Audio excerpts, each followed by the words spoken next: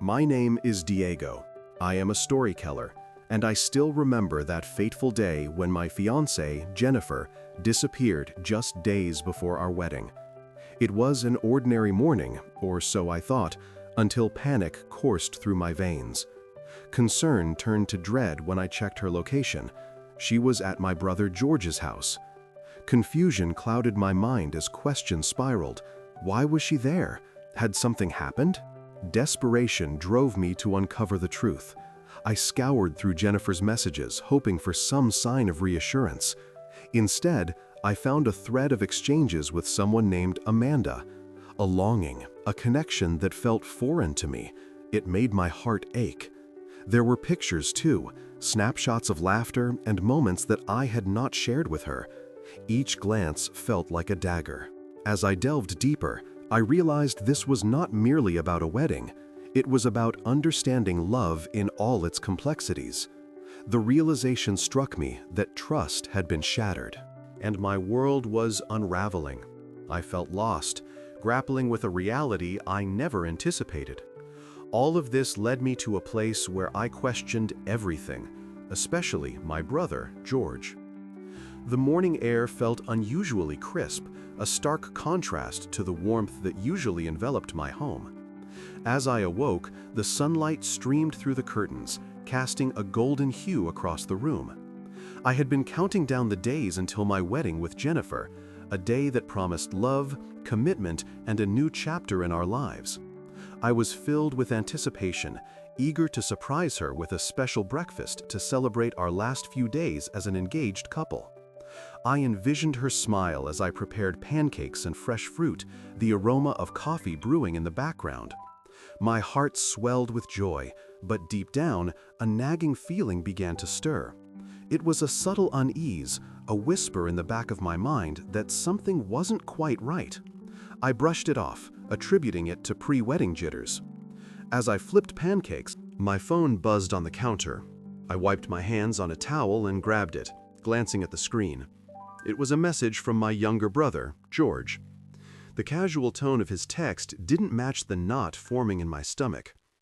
"Hey, have you seen Jennifer? I think she's here with me." My heart raced. What did George mean? Why was Jennifer at his house? I quickly replied, asking for clarification, but my mind was already racing with possibilities. George had always been close to Jennifer. They shared a bond that made me both grateful and uneasy at times. I trusted him, but the thought of my fiancée being anywhere but with me on the days leading up to our wedding filled me with dread. As I continued to cook, my thoughts spiraled. I had heard whispers at work about Jennifer being seen with another man, but I had dismissed them as mere gossip, rumors that surface when two people are about to tie the knot. Yet now, with George's message hanging over me, those whispers morphed into a cacophony of doubt. I couldn't shake the feeling that something was off. I decided to confront my fears head-on. After breakfast, I sat down at my desk and opened Jennifer's messages. I had never been the type to invade her privacy, but desperation clouded my judgment. As I scrolled through our conversations, I felt a mix of nostalgia and apprehension. There were sweet messages filled with love and plans for our future, but as I continued searching, I stumbled upon something that made my heart drop. There was a thread of messages with someone named Amanda. The exchanges were filled with laughter, inside jokes, and a connection that felt foreign to me. My heart ached as I read through their conversations, piecing together moments that I was not a part of. Pictures accompanied the messages, snapshots of Jennifer smiling in ways I had never seen, her eyes sparkling with joy in the company of someone else. Each image felt like a dagger piercing through the trust I had so carefully built over the years. I felt the walls closing in on me. This was not just about a wedding, it was about love, trust, and betrayal. I couldn't understand how Jennifer could share such intimate moments with someone else. The realization hit me like a ton of bricks. Trust had been shattered, and my world was unraveling. With my heart pounding, I knew I had to confront her. I couldn't let uncertainty fester any longer. I gathered my thoughts, rehearsing what I would say. I had to approach this delicately. I didn't want to accuse her without proof, but the evidence was right in front of me. I needed answers. As I paced the living room, my mind raced through various scenarios. What if she had feelings for Amanda? What if this was more than just a friendship? My stomach twisted at the thought. I couldn't fathom the idea of losing her. Yet the trust that had once anchored our relationship felt like it was slipping through my fingers. Finally, I heard the front door open.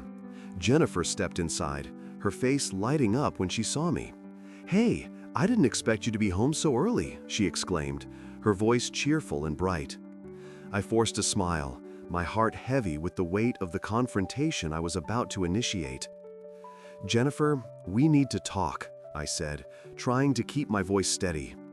The cheerfulness in her expression faltered as she sensed the seriousness in my tone. I motioned for her to sit down, and she complied, her eyes searching mine for answers. "I found something," I began, my voice trembling slightly. "I saw messages on your phone with Amanda." The name hung in the air like a chilling reminder of what was at stake.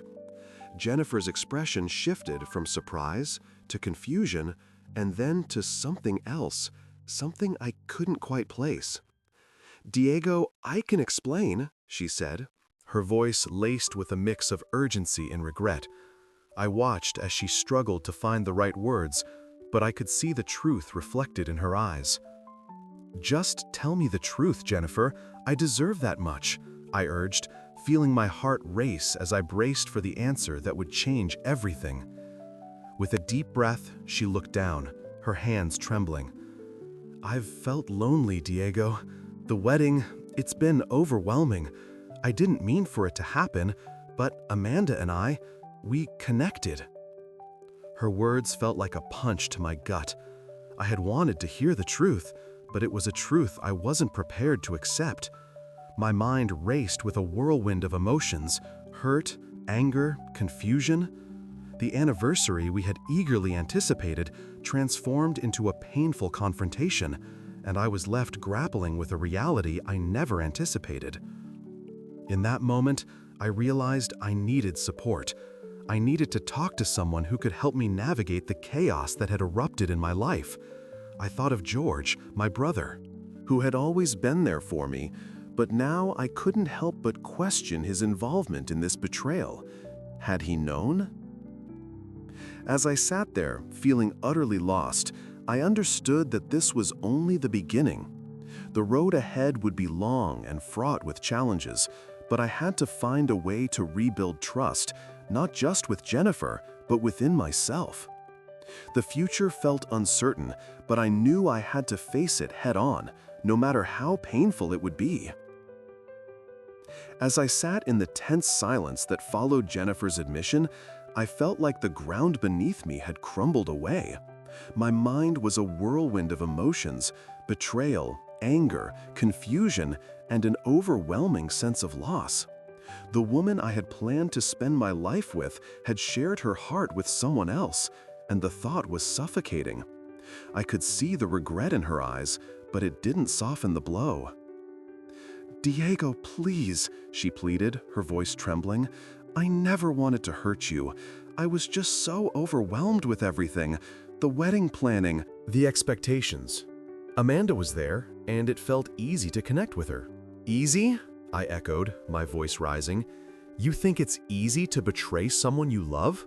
You think it's easy to watch the person you're supposed to marry share intimate moments with another woman?" Jennifer flinched at my words, and I felt a pang of guilt. But I couldn't help it. The pain surged through me like a tidal wave, and I needed her to understand the gravity of what she had done. "I didn't mean for it to happen," she said, her eyes glistening with tears. "I was lonely, Diego. You were so focused on the wedding details that I felt abandoned. I didn't know how to talk to you about it." Her words struck a chord, and I found myself grappling with my own feelings of frustration. I had been so consumed with planning our future that I hadn't noticed the signs that she was struggling. But that didn't excuse her actions. "You could have talked to me," I said, my voice softening slightly. We could have worked through this together. I know, she whispered, her voice barely audible. I messed up. I'm so sorry. The weight of her apology hung in the air, but it felt insufficient. I needed more than words. I needed to understand how deep this betrayal went. How long has this been happening? I pressed, my heart racing as I braced myself for the answer. A few months, she admitted, looking down at her hands. It started as friendship, but it turned into something more. I didn't know how to stop it. A few months.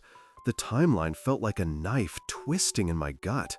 I had been planning our wedding, dreaming of our future, while she had been building a connection with someone else. The realization was crushing. Did you ever love me? I asked, my voice barely above a whisper. I do love you, Diego, she insisted, tears streaming down her face. But I was lost. I didn't know how to handle everything. I wanted to believe her, but doubt gnawed at me. If you loved me, how could you do this? The silence that followed was deafening. I could see the pain etched on her face, but it wasn't enough to erase my own. I need time, I finally said, my voice shaky. I can't just pretend this didn't happen. Please, don't give up on us, she begged, reaching for my hand, but I pulled away. I don't know if I can trust you again, Jennifer, I said, my heart breaking with every word. You've shattered something that was precious to me. With that, I stood up and walked away, needing space to breathe. I felt like I was in a fog, my thoughts swirling as I tried to process everything. I needed to talk to someone who could help me find clarity. I thought of George. He had always been my confidant, but now I was filled with dread at the idea of involving him. What if he knew? What if he had encouraged this? The thought made my stomach churn. I pulled out my phone, hesitating as I stared at George's name. Should I reach out? Would he have answers or just more pain? In the end, I decided to call him. Hey, Diego, George answered, his voice bright and cheerful. What's up? Can we meet? I need to talk, I said, my voice thick with emotion. Sure, is everything okay? No, it's not, I replied, feeling the weight of my words. Just meet me at the cafe in an hour. After hanging up, I took a moment to collect myself. The cafe was a familiar spot for us, a place filled with memories of laughter and brotherly support. But today, I knew it would feel different.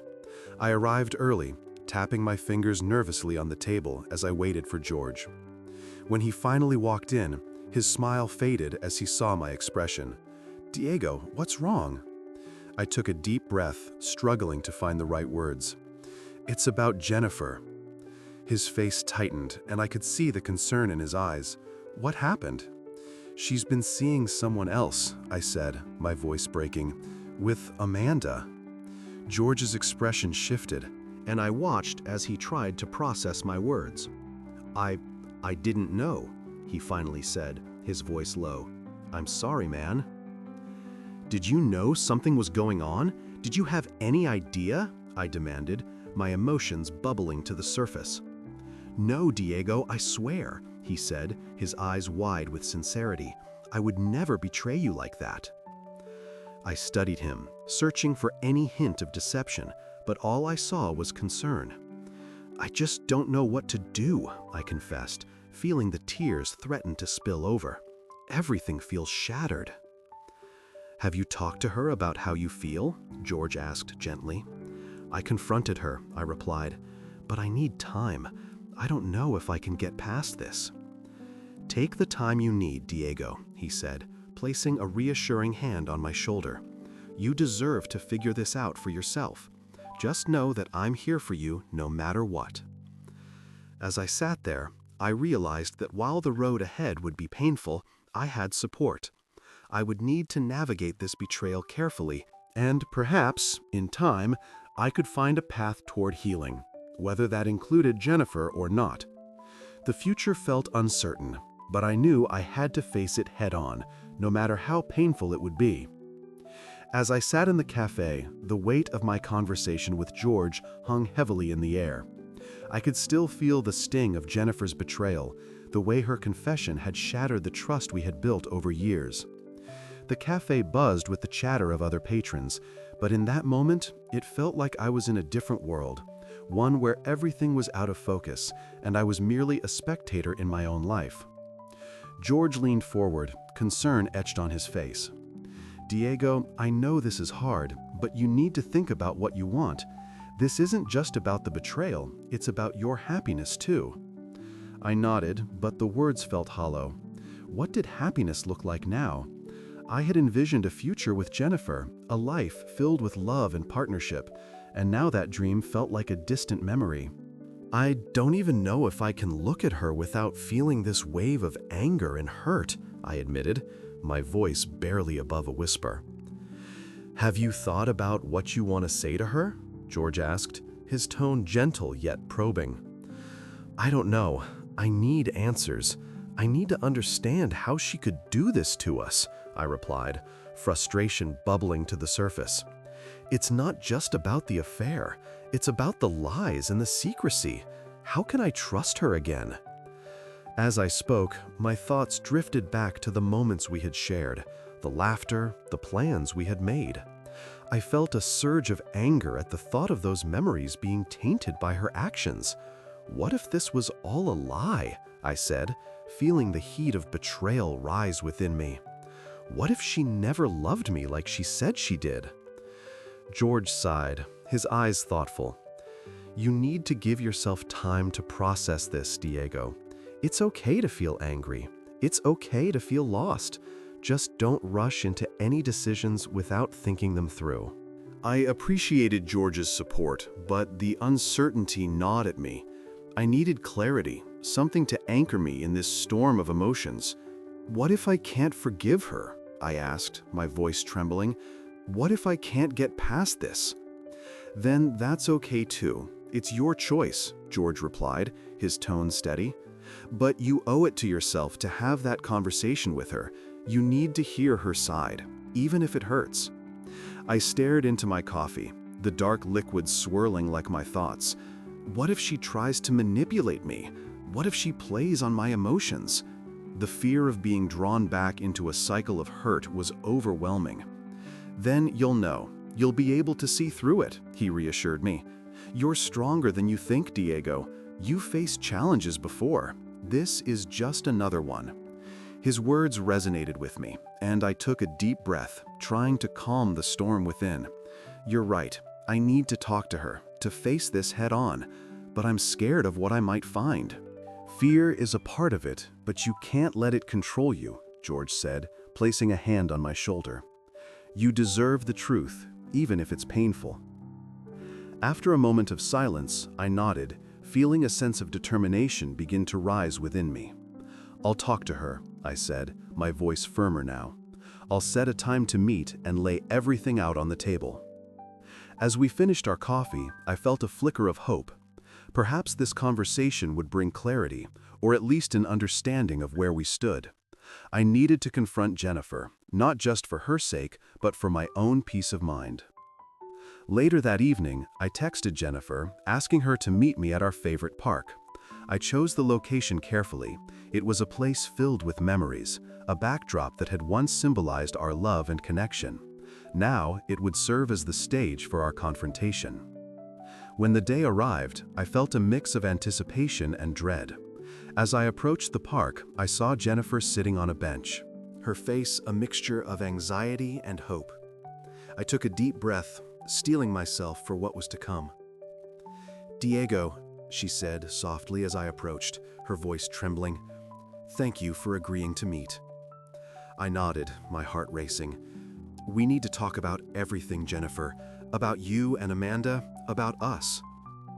Her expression shifted, and I could see the fear in her eyes. "I know I hurt you. I can't express how sorry I am. I never meant for it to go this far." "Then why did it?" I asked, my voice steady but filled with emotion. "How could you let it happen?" Jennifer looked down, her hands fidgeting in her lap. "I felt lost, Diego. The wedding planning was overwhelming, and I didn't know how to express that to you. When Amanda offered support, I found comfort in her. It was a mistake, and I see that now." "A mistake," I echoed, feeling anger bubbling up again. "You call it a mistake, but it was a choice. You chose to be with her instead of talking to me." "I know," she said, tears streaming down her cheeks. "I regret it every day. I wish I could take it back, but I can't. I was scared, and instead of coming to you, I ran away." "Scared?" I replied, my voice rising. "You think I wasn't scared too? This wedding was supposed to be a celebration of our love, and you turned it into a betrayal?" "I know I don't deserve your forgiveness," she said, her voice breaking, "but I want to make things right. I want to work on us." "Can we really go back to what we had?" I asked, my heart heavy with uncertainty. "How do I know you won't just fall back into that pattern?" "I promise I'll do whatever it takes to earn your trust back," Jennifer pleaded, her eyes searching mine for any sign of hope. "I'll go to therapy, I'll talk about my feelings, I'll do everything." As I listened to her, I felt a flicker of something. Maybe hope, maybe doubt. It was hard to discern. "I need time to think," I finally said, my voice softer now. "This is a lot to process."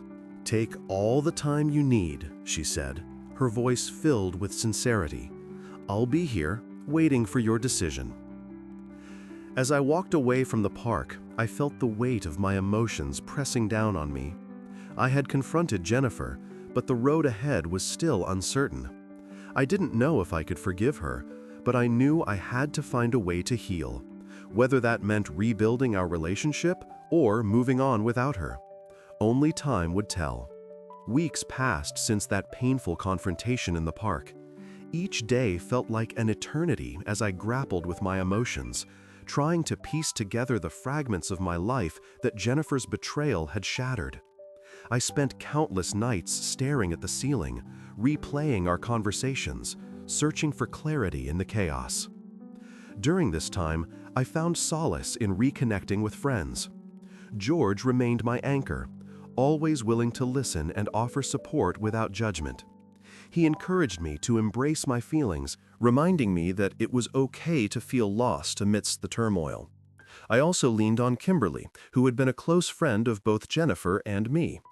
She reached out frequently, checking on my well-being and offering her perspective on the situation. "Diego, you need to think about what you truly want," Kimberly said one evening as we sat on my couch, the dim light of the living room casting soft shadows around us. "This isn't just about Jennifer, it's about you and your happiness." I nodded, though uncertainty clouded my mind. "I want to believe her, but how can I trust her again? It feels impossible." Kimberly leaned forward, her expression earnest. "Trust is built over time. It's not something that magically returns after one conversation.